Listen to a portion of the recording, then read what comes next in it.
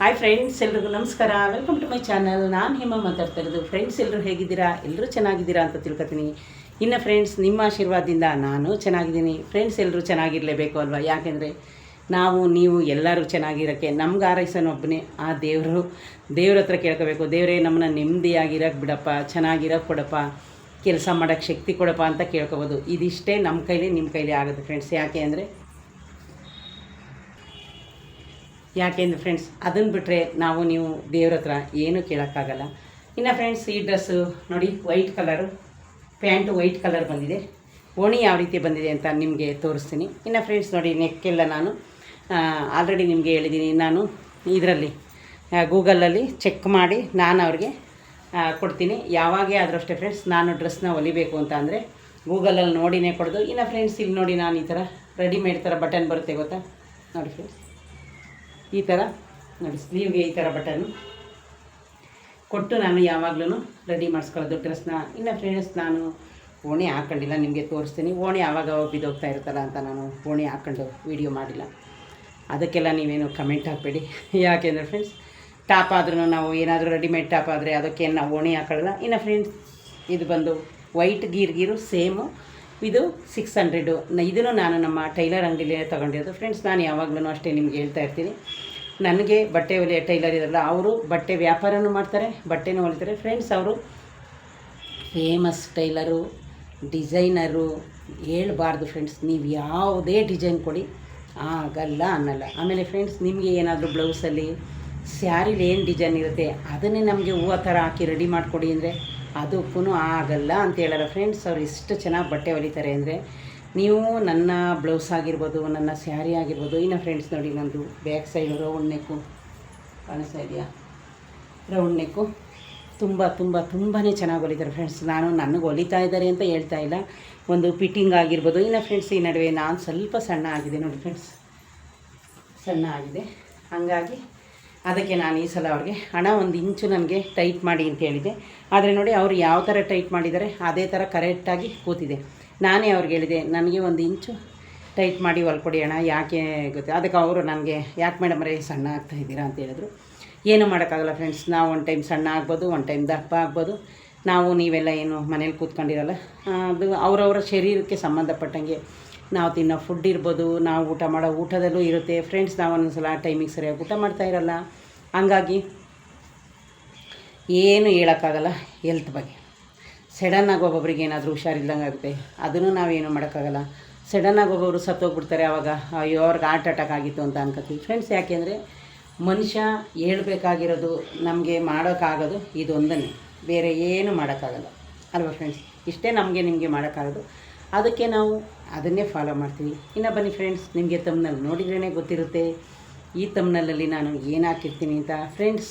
ಆ ಶಾರ್ಟ್ದಲ್ಲಿ ಯಾಕೆ ಹೆಣ್ಣು ದೇವ್ರಿಗೆ ನಾವು ನೀವು ಎಲ್ಲರೂ ಜಾಸ್ತಿ ಹೋಗ್ತೀವಿ, ಎಲ್ಲೇ ನೋಡಿ ಫ್ರೆಂಡ್ಸ್, ಮೈಸೂರಲ್ಲಿ ಚಾಮುಂಡಿ ತಾಯಿ ಬೆಟ್ಟದಲ್ಲಿ ಎಷ್ಟು ರಶ್ ಇರುತ್ತೆ ಅಂತ ನಾನೇನು ನಿಮ್ಗೆ ಹೇಳೋ ಹಾಗಿಲ್ಲ. ಎಷ್ಟೊಂದು ರಶ್ ಇರುತ್ತೆ, ಎಷ್ಟೊಂದು ಜನ ಇರ್ತಾರೆ ಫ್ರೆಂಡ್ಸ್. ಇನ್ನೊಂದು ವಿಷಯ ನಿಮ್ಗೆ ಹೇಳ್ತೀನಿ, ಇದ್ರ ಮಧ್ಯೆ ಬೇಜಾರು ಮಾಡ್ಕೋಬೇಡಿ. ನಿಮ್ಮ ಮನೇಲಿ ಯಾವತ್ತೇ ಆದ್ರೂ ಗಡಿಯಾರದಲ್ಲಿ ಮುಳ್ಳಾಗಲಿ, ಗಡಿಯಾರ ನಡೆಯೋದು ನಿಂತು ಹೋದರೆ ಪ್ಲೀಸ್ ದಯವಿಟ್ಟು ಆ ಗಡಿಯಾರನ ಮನೇಲೇ ನ್ಯಾತಾಕ್ಬೇಡಿ, ಕೆಳಗಡೆ ತೆಗೆದಿಟ್ಬಿಡಿ. ಆದರೆ ಗೋಡೆಲೇ ಇರೋಕ್ಕೆ ಬಿಡಬೇಡಿ, ನಡೆದೇ ಇರೋ ಗಡಿಯಾರನ. ಇದು ನನ್ನ ಜೀವನದಲ್ಲಿ ನಡೆದಿರೋದನ್ನ ನಿಮ್ಗೆ ಹೇಳ್ತಾ ಇದ್ದೀನಿ. ನನಗೆ ಈಗೊಂದು 4-5 ಇಯರ್ಸಲ್ಲಿ ಫ್ರೆಂಡ್ಸ್, ನಮ್ಮನೆ ಗಡಿಯಾರ ಕೆಟ್ಟೋಗಿ 3 ಡೇಸ್ ಆಗಿದೆ, ನನಗೆ ಗೊತ್ತೇ ಇಲ್ಲ.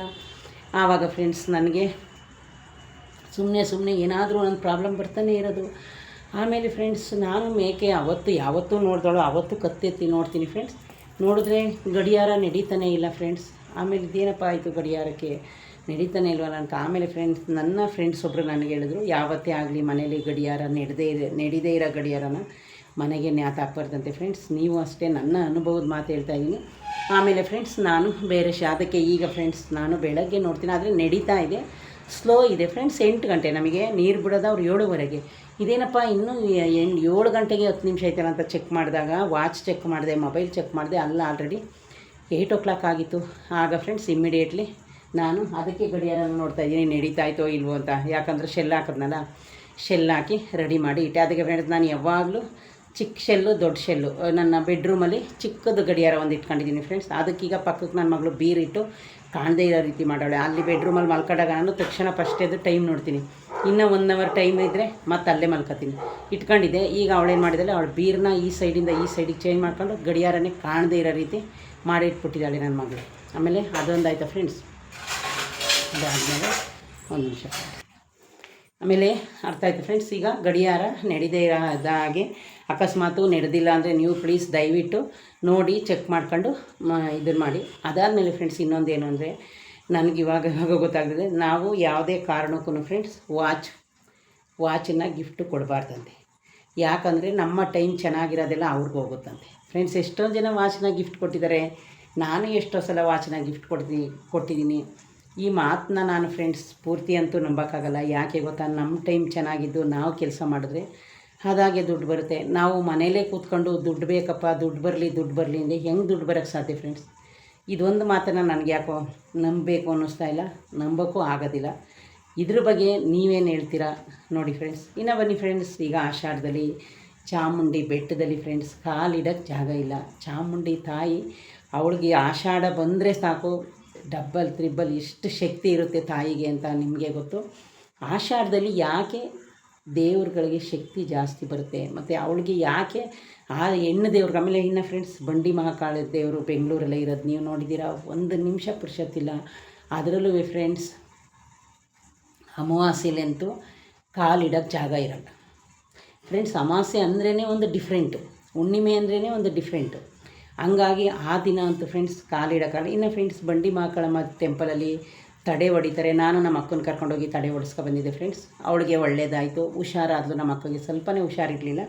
ಅಲ್ಲಿ ಹೋಗಿ ತಡೆ ಹೊಡ್ಸ್ಕೊಂಡ್ಮೇಲೆ ಅವ್ರಿಗೆ ಫುಲ್ ಕ್ಲಿಯರಾಗಿ ಚೆನ್ನಾಗಿ ಹುಷಾರಾಗಿದ್ದಾರೆ. ಇವಾಗ ಅಲ್ಲಿ ತಡೆ ಹೊಡಿತಾರೆ ಫ್ರೆಂಡ್ಸ್, ತಾತಿ ಬರೀತಾರೆ. ಇನ್ನು ಫ್ರೆಂಡ್ಸ್ ಪ್ರತಿ ಮನುಷ್ಯನೂ ಏನು ಗೊತ್ತಾ, ನಾನು ಈಗ ಚಾಮುಂಡಿ ಬೆಟ್ಟಕ್ಕೆ ಹೋಗಿದ್ದೆ, ಗೌಡ್ಗೆರೆಗೆ ಆಷಾಢದಲ್ಲಿ ಹೋಗಿದ್ದೀನಿ ಫ್ರೆಂಡ್ಸ್. ನಾನು ಆಷಾಢದಲ್ಲಿ ರಶ್ ಆಗುತ್ತೆ ಅನ್ನೋದನ್ನ ಮರೆತು ಹೋಗಿದೆ, ಆದರೆ ಫುಲ್ ರಶ್ ಆಗಿತ್ತು. ಒಂದು 2 ಅವರ್ ಕ್ಯೂವಲ್ಲಿ ನಿಂತ್ಕೊಂಡು ಚೆನ್ನಾಗಂತೂ ದರ್ಶನ ಆಯಿತು ಫ್ರೆಂಡ್ಸ್. ದರ್ಶನ ಮಾಡ್ಕೊಂಡು ಬಂದೆ. ಅದಾದಮೇಲೆ ಫ್ರೆಂಡ್ಸ್ ಇನ್ನು ಮೈಸೂರು ಚಾಮುಂಡಿ ಬೆಟ್ಟ. ಆಮೇಲೆ ಇಲ್ಲೊಂದು ಫ್ರೆಂಡ್ಸ್ ವಿದ್ಯಾರಣ್ಯಪುರದಲ್ಲಿ ಚಾಮುಂಡಿ ದೇವರಿದೆ. ನಾನು ಫ್ರೆಂಡ್ಸ್ ಹೋದ ವರ್ಷ ಮನೆಯಲ್ಲೇ ಇದ್ದೆ, 1 ವೀಕು ಕೆಲಸ ಅಲ್ಲಿ ರಿಜೈನ್ ಮಾಡಿದಾಗ. ಆಗ ಆ ಟೈಮಲ್ಲಿ ಫ್ರೆಂಡ್ಸ್ 1 ಮಂತ್ ಇದ್ದೇ ನಮ್ಮ ಮನೇಲಿ, ನೆನಪಿಲ್ಲ. ಆ ಟೈಮಲ್ಲಂತೂ ಫ್ರೆಂಡ್ಸ್ ನಾನು ಮಂಗಳವಾರ ಪೂಜೆ ಮಾಡ್ತಾರೆ ಅಲ್ಲಿ. ಆ ಪೂಜೆಗೆ ಕರೆಕ್ಟಾಗಿ 2 ಗಂಟೆಗೆ ಹೋಗ್ಬೇಕು ಫ್ರೆಂಡ್ಸ್. ನೀವು ಕರೆಕ್ಟಾಗಿ 2 ಗಂಟೆಗೆ ಪೂಜೆ ಮಾಡ್ತಾರೆ. ಅದು ನೆನಪುತ್ತಾ ಇಲ್ಲ ನನಗೆ ಹೇಳೋಕ್ಕೆ. ದೋಷ ಪರಿಹಾರ ಆಗೋ ಪೂಜೆ ಅದು. 2 ಗಂಟೆಗೆ ರಾಹುಕಾಲದ ಪೂಜೆ, ಸಾರಿ ಫ್ರೆಂಡ್ಸ್, ರಾಹುಕಾಲದ ಪೂಜೆ ಮಾಡ್ತಾರೆ ಫ್ರೆಂಡ್ಸ್. ತುಂಬ ಚೆನ್ನಾಗಿ ಮಾಡ್ತಾರೆ. 2 ಗಂಟೆಗೆ ಮಾಡ್ತಾರೆ. ಇಲ್ಲೇ ವಿದ್ಯಾರಣ್ಯಪುರ ಬೆಂಗಳೂರಲ್ಲಿ. ಈಗೇನು ಫ್ರೆಂಡ್ಸ್ ಬಸ್ ಚಾರ್ಜ್ ಇಲ್ಲ, ಇದು ಲೇಡೀಸ್ಗೆಲ್ಲ ಆಧಾರ್ ಕಾರ್ಡ್ ಇದೆ. ನೀವು ಬಸ್ಗೆ ಹೋದರೆ ಕರೆಕ್ಟಾಗಿ 2 ಗಂಟೆ. ಆಮೇಲೆ ಬೂದ್ಗುಂಬಳಕಾಯಿ ಬರುತ್ತಲ್ಲ ಫ್ರೆಂಡ್ಸ್, ಆ ದೀಪ ಅಲ್ಲಿ ಎಲ್ಲ ದೇವರು ಇದೆ. ಆಂಜನೇಯ ಇದೆ, ಶನ್ಮ ದೇವರಿದೆ, ಶಿವ ಇದೆ. ಒಂದು ದೇವರಿದೆ, ಒಂದು ದೇವರು ಇಲ್ಲ ಅನ್ನೋಗಿಲ್ಲ.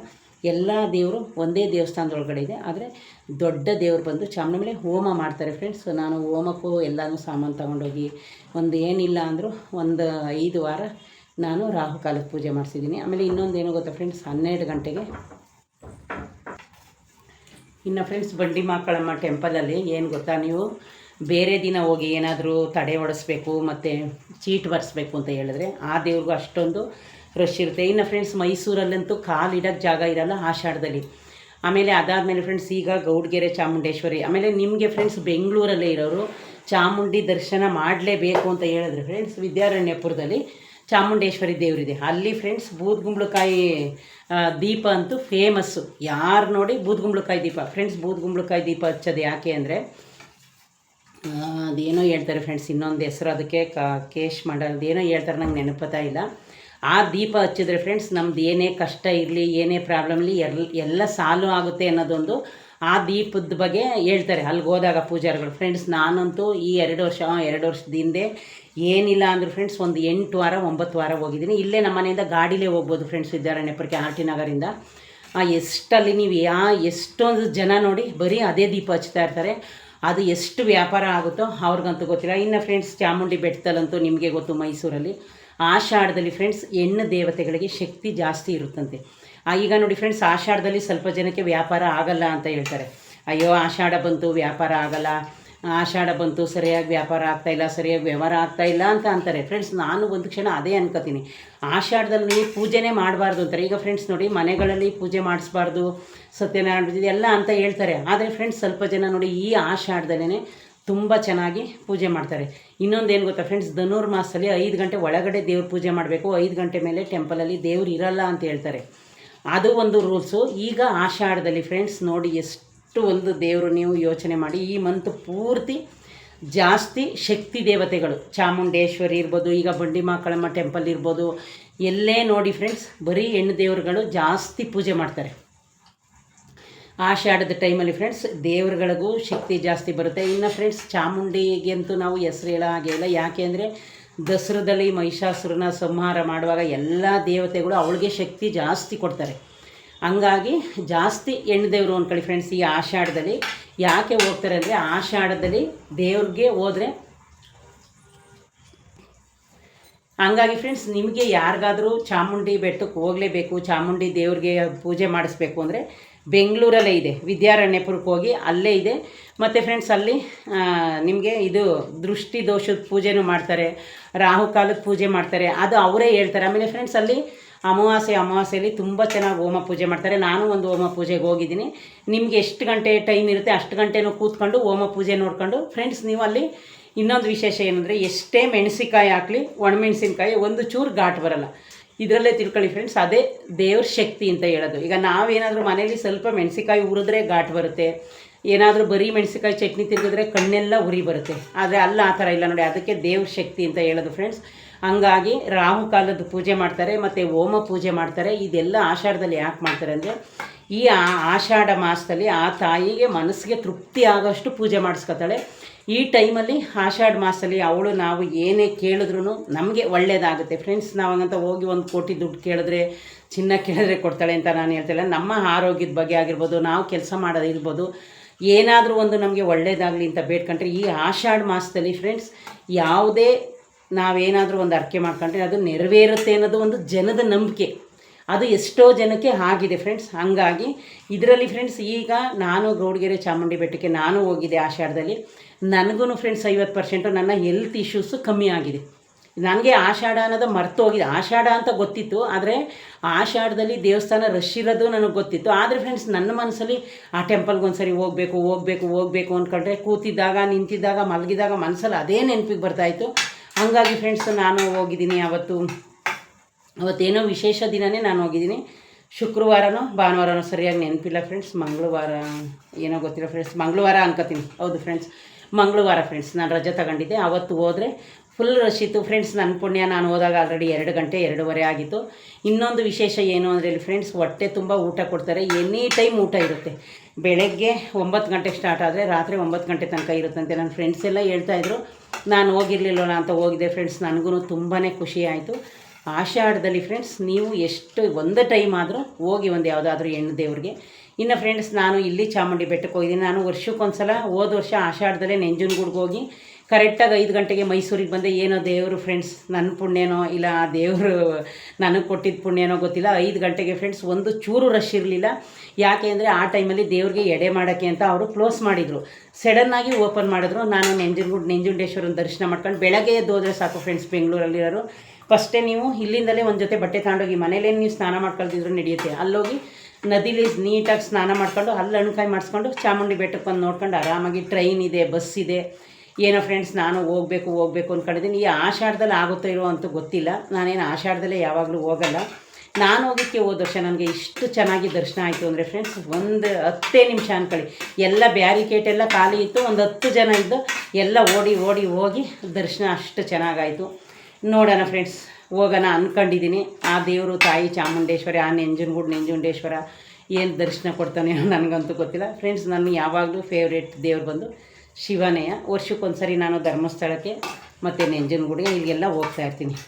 ಕೇಳಿದ್ರಲ್ಲ ಫ್ರೆಂಡ್ಸ್, ಆಷಾಢದಲ್ಲಿ ಯಾಕೆ ದೇವಸ್ಥಾನಕ್ಕೆ ಜಾಸ್ತಿ ಜನ ಹೋಗ್ತಾರೆ ಅಂದರೆ, ಆಷಾಢದಲ್ಲಿ ನಮ್ಮ ಏನೇ ಆಸೆ ಇದ್ದರೂ ಆ ತಾಯಿ ನೆರವೇರಿಸ್ತಾಳೆ ಅನ್ನೋದೊಂದು, ಈ ಟೈಮಲ್ಲಿ ಆ ತಾಯಿಗೆ ಶಕ್ತಿನೂ ಜಾಸ್ತಿ ಇರುತ್ತೆ ಅಂತ ಅನ್ನೋದು ಒಂದು. ದೇವಸ್ಥಾನದಲ್ಲಿ ತಾಯಿ ನೆಲೆಸಿರ್ತಾಳೆ ಅನ್ನೋದೊಂದು ಜನರ ನಂಬಿಕೆ. ಇದು ಅವಾಗಿಂದ ನಡೆದು ಬಂದೈತೆ ಫ್ರೆಂಡ್ಸ್. ಎಷ್ಟೋ ಜನದ ಆಸೆನೂ ನೆರವೇರಿದೆ. ನಿಮಗೂ ಯಾರಿಗಾದರೂ ಈ ಆಷಾಢದಲ್ಲಿ ದೇವಸ್ಥಾನ ದರ್ಶನ ಮಾಡೋದು ಮಿಸ್ ಆಗಿದರೆ ಇನ್ನೂ ಒಂದು ವಾರ ಆಷಾಢ ಇದೆ. ಯಾವಾಗಲೂ ಕೆಲಸ, ಯಾವಾಗಲೂ ಕಷ್ಟ ಇದ್ದೇ ಇರುತ್ತೆ ಫ್ರೆಂಡ್ಸ್. ದೇವಸ್ಥಾನಕ್ಕೆ ಹೋದರೆ ಮನಸ್ಸಿಗೊಂದು ನೆಮ್ಮದಿ ಸಿಗುತ್ತೆ. ಏನೋ ಒಂಥರ ಫೀಲ್ ಆಗುತ್ತೆ ನಮಗೆ, ಒಂಥರ ಏನೋ ಸಮಾಧಾನ, ಎಲ್ಲ ಏನೋ ನಮ್ಮ ಕಷ್ಟ ಎಲ್ಲ ಕಳೆದೋಯ್ತೇನಪ್ಪ ಅನ್ನೋಷ್ಟು ಮನಸ್ಸಿಗೆ ಫೀಲ್ ಆಗುತ್ತೆ. ಇಲ್ಲಾಂದ್ರೆ ನಾವು ಏನೇ ಟೆನ್ಷನ್ ಇರಲಿ ಫ್ರೆಂಡ್ಸ್, ದೇವಸ್ಥಾನದ ಒಳಗಡೆ ಕಾಲು ತೊಳ್ಕೊಂಡು ಅದು ಯಾಕೆಂದರೆ ನಾವು ಎಷ್ಟು ದೂರದಿಂದ ಹೋಗಿರ್ತೀವಿ. ಮನೇಲಿ ಮಾಮೂಲಿ ಡೈಲಿ ದೇವ್ರು ನೋಡ್ತೀವಿ, ದೇವ್ರ ಪೂಜೆ ಮಾಡ್ತೀವಿ, ಅದೇ ಬೇರೆ ಫ್ರೆಂಡ್ಸ್. ನಾವು ಯಾವಾಗಾದರೂ ಒಂದು ಸರಿ ಹೋಗೋ ದೇವಸ್ಥಾನ ದರ್ಶನವೇ ಬೇರೆ. ಹಂಗಾಗಿ ಫ್ರೆಂಡ್ಸ್ ಅಷ್ಟು ಸಮಾಧಾನ ಆಗುತ್ತೆ, ಅಷ್ಟು ಫೀಲ್ ಆಗುತ್ತೆ. ನಿಮಗೂ ಯಾರಿಗಾದರೂ ಈ ಆಷಾಢದಲ್ಲಿ ಹೋಗಬೇಕು ಅಂದರೆ ಖಂಡಿತ ಹೋಗ್ಬಿಟ್ಟು ಬನ್ನಿ. ನಾನು ಆಲ್ರೆಡಿ ಚಾಮುಂಡಿ ದೇವ್ರಿಗೆ ಹೋಗಿ ಬಂದಿದ್ದೀನಿ. ನಂಜನಗೂಡಿಗೆ ಮತ್ತು ಚಾಮುಂಡೇಶ್ವರಿಗೆ, ಮೈಸೂರು ಚಾಮುಂಡೇಶ್ವರಿಗೆ ಹೋಗಬೇಕು ಅಂತ ಮನಸ್ಸು ಅನಿಸಿದ್ರೆ ಫ್ರೆಂಡ್ಸ್, ನಾನೇನಿಲ್ಲ ಫ್ರೆಂಡ್ಸ್, ಆವಾಗಲೇ ಬೆಳಗ್ಗೆನೇ ಎದ್ದು ಟ್ರೈನ್ ಆಗಲಿ ಬಸ್ ಆಗಲಿ ಹತ್ತಿ ಹೋಗ್ತಾ ಇರ್ತೀನಿ, ಯಾರನ್ನೂ ಕಾಯಲ್ಲ. ನೀವು ಅದೇ ಥರ ಮಾಡಿ. ದೇವ್ರಿಗೆ ಹೋಗಬೇಕು ಅಂದರೆ ಪದೇ ಪದೇ ಉಳ್ಕೋಬೇಡಿ. ಹೆಂಗೂ ಇವಾಗ ಫ್ರೆಂಡ್ಸ್ ನಮಗೆ ನಿಮಗೆಲ್ಲ ಲೇಡೀಸ್ಗೆ ಬಸ್ ಚಾರ್ಜ್ ಇಲ್ಲ, ಇನ್ನೂ ಬಸ್ ಚಾರ್ಜ್ ಇಲ್ಲದೇ ಓಡಾಡ್ತಾನೆ ಇದ್ದೀವಿ. ಹಂಗಾಗಿ ಯಾರಾದರೂ ಹೋಗಬೇಕು ಅನ್ಸಿದ್ರೆ ಹೋಗಿ. ಇನ್ನು ಫ್ರೆಂಡ್ಸ್ ನೋಡಿ, ಈ ಡ್ರೆಸ್ಗೆ ಓಣಿ ಈ ಥರ ಬಂದಿದೆ. ಇದನ್ನೇ ನಾನು ನಿಮ್ಗೆ ಆವಾಗಿಂದ ತೋರಿಸ್ಬೇಕು ಅಂತ ಇದ್ದಿದ್ದು ನೋಡಿ ಫ್ರೆಂಡ್ಸ್. ಇನ್ನು ಫ್ರೆಂಡ್ಸ್ ಪ್ಯಾಂಟ್ ತೋರ್ಸೋಣ ಅಂದರೆ ವೀಡಿಯೋದಲ್ಲಿ ಕಾಣಿಸ್ತಾ ಇಲ್ಲ. ವೈಟ್ ಕಲರ್ ಪ್ಯಾಂಟ್ ನೋಡಿ ಫ್ರೆಂಡ್ಸ್, ಈ ಕಲರ್ ಪ್ಯಾಂಟ್. ಇನ್ನು ಅದನ್ನೇನು ಡೌನ್ ಮಾಡೋದು. ಹಂಗಾಗಿ ಫ್ರೆಂಡ್ಸ್ ನೀವು ಒಂದು ಕಡೆಗಾದರೂ ಹಾಕೋಬೋದು, ಎರಡು ಕಡೆಗಾದರೂ ಹಾಕೋಬೋದು. ನಾನು ಯಾವಾಗಲೂ ಒಂದು ಕಡೆಗೆ ಹಾಕೊಳ್ಳಲ್ಲ ಫ್ರೆಂಡ್ಸ್, ಎರಡು ಕಡೆಗೆ ಹಾಕೊಳ್ಳೋದು. ಇದರಲ್ಲಿ ನನ್ನ ಮಗಳಿಗೆ ಫ್ರೆಂಡ್ಸ್ ವೈಟ್ ಮಿಕ್ಸ್, ಎಲ್ಲ ಡ್ರೆಸ್ಸಲ್ಲೂ ವೈಟ್ ಮಿಕ್ಸ್ ಇರೋದು. ಅವಳಿಗೆ ನಾನು ಸಿಮೆಂಟ್ ಕಲರ್ ಕೊಡಿಸಿದ್ದೀನಿ ನೋಡಿ ಫ್ರೆಂಡ್ಸ್. ಈ ಥರ ನೀವು ಬೇಕಿದ್ರೆ ಒಂದು ಕಡೆಗೂ ವೇರ್ ಮಾಡ್ಕೋಬೋದು. ನೀವು ಕಾಲೇಜ್ ಹುಡುಗಿರು ಕಾಲೇಜ್ಗೆ ಹೋಗೋದಾದರೆ ಈ ಥರ ವೇರ್ ಮಾಡ್ಕೋಬೋದು. ಇನ್ನು ಫ್ರೆಂಡ್ಸ್ ನಾನು ಯಾವಾಗಲೂ ಯಾವತ್ತೂ ನಾನು ಒಂದು ಕಡೆಗೆ ಹಾಕೊಳ್ಳಲ್ಲ ಬಿಡಿ ಫ್ರೆಂಡ್ಸ್, ಅದೆಲ್ಲ ಸುಳ್ಳು ಮಾತು. ನಾವೇನೀಗ ಕಾಲೇಜ್ಗೆ ಹೋಗ್ಬೇಕಾ? ಕಾಲೇಜ್ ಲೈಫೇ ಮುಗಿದೋಯ್ತು. ಕೆಲಸಕ್ಕೂ ಹಾಕೊಂಡು ಹೋಗೋದು ಫ್ರೆಂಡ್ಸ್, ಏನು ಕಾಲೇಜ್ ಅಂತೇನಿಲ್ಲ ಫ್ರೆಂಡ್ಸ್. ನೋಡಿ ಈ ಥರ ಹಾಕೊಂಡ್ರೆ ಚೆನ್ನಾಗಿ ಕಾಣಿಸ್ತಾ ಇದೆಯಾ? ಕಾಮೆಂಟ್ ಮಾಡಿ ನೋಡಿ ಫ್ರೆಂಡ್ಸ್. ಈ ಥರ ತುಂಬ ಚೆನ್ನಾಗೈತೆ. ಇದು ಬರೀ 600 ರೂಪಾಯಿ ಫ್ರೆಂಡ್ಸ್. ನಾನು ನನ್ನ ಮಗಳು ಒಂದೇ ಥರ ತಗೊಂಡಿದ್ದೆ. ಆದರೆ ಅವಳು ಯಾವಾಗಲೂ ನನ್ನ ಜೊತೆ ಬರುವಾಗ ನಾನು ಏನೇ ಒಂದೇ ಥರ ಸೀರೆ ತಗೊಡ್ಲಿ, ಏನೇ ಒಂದೇ ಥರ ಡ್ರೆಸ್ ತಗೊಡ್ಲಿ, ಅವಳು ಹಾಕೋಬರಲ್ಲ ಫ್ರೆಂಡ್ಸ್. ಇವಾಗ ಎದ್ದು ನಾಷ್ಟ ಮಾಡ್ತಾವಳು, ನೋಡ್ತಾವಳೆ.